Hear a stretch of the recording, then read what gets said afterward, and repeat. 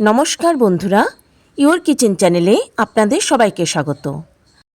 আমি আজ আপনাদের করে দেখাবো খুবই পুরনো কিন্তু একদম পরিচিত একটা রেসিপি।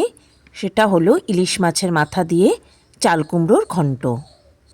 সাবেকি পদ্ধতিতে ইলিশ মাছের মাথা দিয়ে চাল কুমড়োর ঘন্ট কীভাবে তৈরি করতে হয় তাহলে চলুন দেখে নেওয়া যাক। দুটো ইলিশ মাছের মাথা টুকরো করে কেটে নেওয়া হয়েছে। এবার এর মধ্যে দিয়ে দিলাম 1 চামচ নুন আর দিয়ে দিলাম সামান্য একটু হলুদ গুঁড়ো। এবার নুন আর হলুদ দিয়ে এই ইলিশ মাছের মাথার টুকরোগুলোকে বেশ ভালো করে মাখিয়ে নেব। খুব ভালো করে ইলিশ মাছের মাথাগুলোর মধ্যে নুন হলুদ মাখানোর পর এগুলো অন্তত 15 মিনিটের জন্য রেখে দেবো।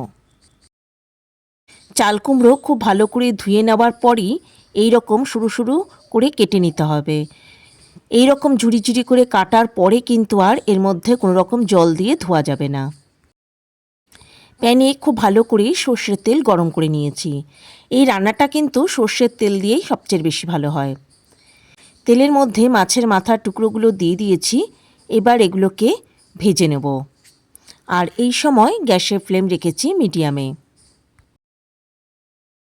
মাছের মাথার টুকরোগুলো এক পাশটা ভাজা হয়ে গেছে। এবার এগুলোকে আমি উল্টে দেব যাতে অন্য পাশটাও ভাজা হয়ে যায়। ইলিশ মাছের মাথা কিন্তু বেশি ভাজবেন না, তাহলে কিন্তু এর যে সুন্দর গন্ধ সেটা কিন্তু নষ্ট হয়ে যায়। এবার ওই তেলের মধ্যে দিয়ে দিলাম 2টো তেজপাতা, দিয়ে দিলাম 2টো শুকনো লঙ্কা। এবার তেজপাতা আর শুকনো লঙ্কা দুটো তেলের মধ্যে খুব ভালো করে ভেজে নেব। ভেজে নেওয়ার পর এর মধ্যে দিয়ে দিলাম 1 চামচ গোটা সাদা জিরে। খুব ভালো করে নাড়াচাড়া করে এই সমস্ত কিছুকে ভেজে নেব। আর এই সময় গ্যাসের ফ্লেম রেখেছি একদম লোতে। ফোড়ন থেকে বেশ সুন্দর গন্ধ বেরোতে শুরু করেছে। এবার এর মধ্যে দিয়ে দিলাম কেটে রাখা চাল কুমড়ো। এরই সঙ্গে দিয়ে দিলাম 1 চামচ নুন আর দিয়ে দিলাম 1/2 চামচ হলুদ গুঁড়ো আর দিয়ে দিলাম সামান্য একটু সাদা জিরের গুঁড়ো, দিয়ে দিলাম সামান্য একটু কাশ্মীরি লঙ্কার গুঁড়ো। এবার এই সমস্ত কিছুকে খুব ভালো করে নেড়েচেড়ে একবার মিশিয়ে দেব। এই রান্নায় আমি এর মধ্যে কিন্তু আর অন্য কোনো মশলা ব্যবহার করব না। যদি বেশি মশলা ব্যবহার করা হয় তাহলে ইলিশ মাছের যে গন্ধ সেটা কিন্তু একদম চলে যায়। এবার এর মধ্যে দিয়ে দিলাম 4 থেকে 5টা গোটা কাঁচা লঙ্কা। এবার এটাকে ঢাকা দিয়ে হাই ফ্লেমে 4-5 মিনিট রান্না হতে দেব। ফিরে এলাম প্রায় 5 মিনিট পর, ঢাকা খুলে দিয়েছি। আর এটা কিন্তু অনেকটাই মজে গেছে, দেখতেই পাচ্ছেন। আর এটা থেকে কিন্তু যে জল বেরিয়েছে এই জল দিয়েই কিন্তু এই সমস্ত রান্নাটা হবে।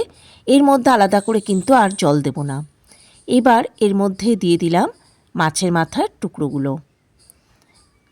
খুব ভালো করে নাড়াচাড়া করে মাছের মাথার টুকরোগুলো প্যানের একদম তলার দিকে নিয়ে যাব, যাতে এই মাছের মাথার টুকরোগুলি সামান্য জলের মধ্যেই কিন্তু যাতে পুরোপুরি রান্না হয়ে যায়।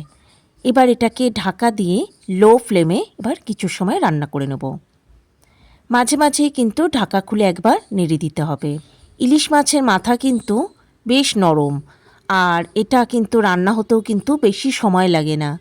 স্প্যাচুলা দিয়ে একটু প্রেস করলেই বা চাপ দিলেই এগুলো কিন্তু বেশ ছোট ছোট টুকরোতে ভেঙে যাবে। তবে খুব বেশি ছোট ছোট টুকরো করব না, তাহলে কিন্তু কাঁটাগুলো সমস্ত এই চাল কুমড়োর তরকারি বা ঘন্টের মধ্যে মিশে যাবে। আমার সকল দর্শক বন্ধুর কাছে একান্ত অনুরোধ রইল আমার চ্যানেলটা সাবস্ক্রাইব করার ও পাশে থাকা বেল আইকনটা প্রেস করার। এর মধ্যে দিয়ে দিলাম পরিমাণ মতো চিনি। চিনিটা কিন্তু অবশ্যই দিতে হবে। চিনি দিলেই তাহলেই কিন্তু এই চাল কুমড়োর ঘন্ট বেশি টেস্টি হবে। তবে নুন ঝাল আর মিষ্টির পরিমাণটা আপনাদের নিজস্ব স্বাদ অনুযায়ী দেবেন। সবশেষে এর মধ্যে দিয়ে দিলাম বেশ কিছুটা কুড়িয়ে রাখা নারকেল। এই নারকেল কোড়া দিলে ঘন্টের টেস্টটাও যেমন খুব বেশি ভালো হয়, তেমনি এক্সট্রা যে জলটা সেটাও কিন্তু পুরোপুরি টেনে যায়। ফলে চাল কুমড়োর ঘন্ট কিন্তু অনেক বেশি টেস্টি হয় আর পানসে মতো মনে হয় না। এবার সমস্ত কিছুকে খুব ভালো করে নেড়েচেড়ে একবার মিশিয়ে দিয়েছি। এবার আমি গ্যাসের ফ্লেম বন্ধ করে দেবো। তৈরি হয়ে গেল আমার আজকের রেসিপি ইলিশ মাছের মাথা দিয়ে চাল কুমড়োর ঘন্ট। রেসিপিটা ভালো লাগলে একটা লাইক, কমেন্ট ও শেয়ার করার অনুরোধ রইল আমার সকল দর্শক বন্ধুর কাছে। তবে আজকের মতো বিদায় বন্ধুরা, নমস্কার।